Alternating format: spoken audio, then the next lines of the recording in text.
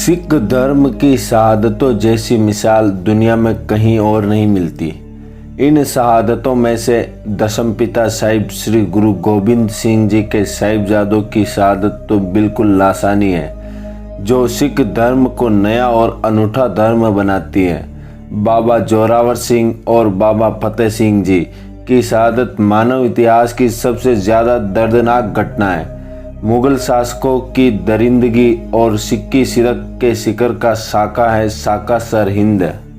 शहीदी का दृश्य जब ख्यालों में आता तो रूह कांप जाती है। साहिबजादा बाबा जोरावर सिंह 9 वर्ष और साहिबजादा बाबा फतेह सिंह 7 वर्ष की शहीदी का दृश्य जब ख्यालों में आता है तो रूह कांप जाती है।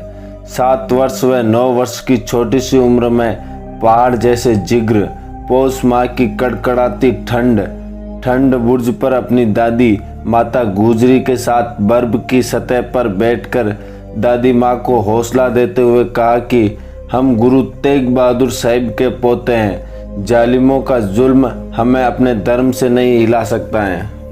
सरहिंद के सूबेदार वजीर खान का डरावा व मौत का बेबी कलगीधर पातशाह के बेटे को नहीं डरा सके।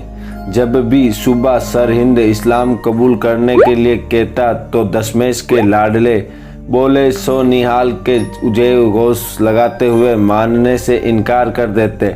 इस दृश्य को जब भी अपने ख्यालों में लाता हूँ तो हृदय कांप जाता है, पर साथ ही इस बात पर गर्व महसूस होता है कि हम उस कलगीधर के सिख हैं जिनके छोटे छोटे पुत्र भी जालिमों के जुल्म की जड़ें हिलाने की ताकत रखते हैं। हमें प्रेरणा मिलती है कि अपने इस महान शहीदों की शहादत से औरंगजेब के जुल्म के विरुद्ध 9वीं पातशाही ने 1675 ईस्वी में धर्म की रक्षा के लिए शहादत दे दी, तो उसके बाद गुरु गोबिंद सिंह जी ने मुगलों के साथ जुल्म से टक्कर लेने के लिए सिख कौम के अंदर कमाल का जज्बा भरा। वह 1699 में बैसाखी वाले दिन खालसा पंथ की स्थापना करके सिखों को संत सिपाही बना दिया। 10वीं पातशाही द्वारा तैयार की गई खालसा फौज किसी पर हमला करने के लिए तैयार नहीं की गई, बल्कि निर्दोष मासूम व बेसहारों का सहारा बनने के लिए खालसा पंथ की स्थापना की गई थी। गुरु गोविंद सिंह जी की फौज के कारण आम लोग अपने आप को सुरक्षित समझने लगे थे।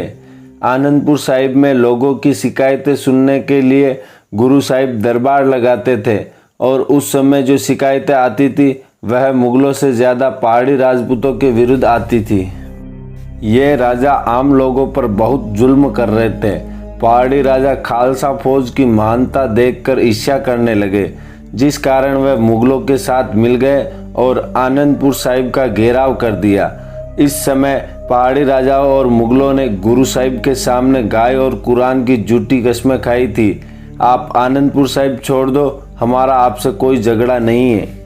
कई दिन भूखे प्यासे रहने के बाद सिखों ने भी गुरु जी को प्रार्थना की थी कि आनंदपुर साहिब का किला छोड़ दिया जाए, तो गुरु गोरख बख्श सिंह जी ने सिखों की प्रार्थना स्वीकार करते हुए आनंदपुर साहिब का किला छोड़ दिया।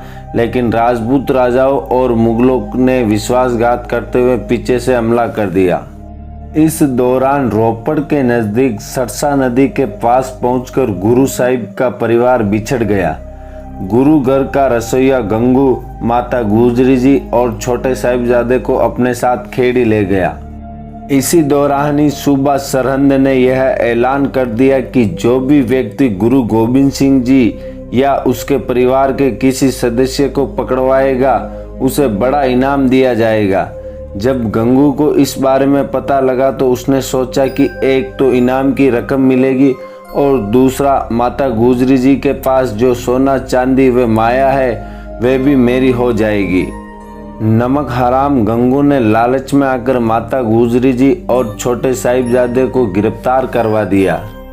दिसंबर 1704 को माताजी और साहिबजादे बाबा जोरावर सिंह और बाबा फतेह सिंह को सरहिंद के नज़दीक एक ठंड बुर्ज पर कैद कर लिया गया था।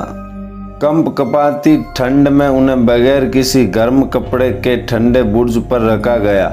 माता गुजरी जी व साहिबजादों पर मुकदमा चलाते हुए काजी को बुलाया गया और पूछा गया कि इन बच्चों को क्या सज़ा दी जाए।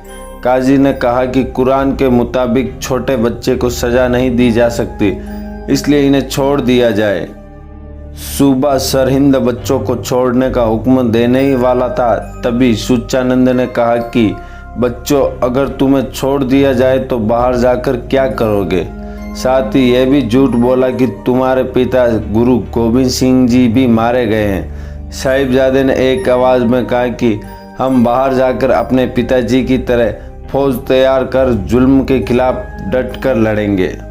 यह सुनते ही सूचानंद ने सूबेदार को कहा कि इन बच्चों को जीवित छोड़ने की गलती न की जाए।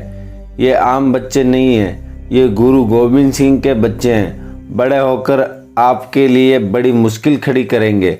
वजीर खान ने सूचानंद की बात सुनकर मालरकोटला के नवाब शेर खान को बुलाया और कहा कि अगर तूने गुरु गोबिंद सिंह जी से अपने भाई और भतीजे की मौत का बदला लेना है तो इन बच्चों को मार कर ले सकता है। लेकिन नवाब शेर ने कहा कि मुझे इन मासूम बच्चों से बदला नहीं लेना। अगर कभी गुरु गोबिंद सिंह जी से टक्कर हुई तो मैदान में लड़ूंगा। नवाब शेर खान के जवाब के बाद सूबा सरहिंद ने बाबा जोरावर सिंह और बाबा फतेह सिंह को जिंदा दीवार में चुनने का हुक्म जारी कर दिया।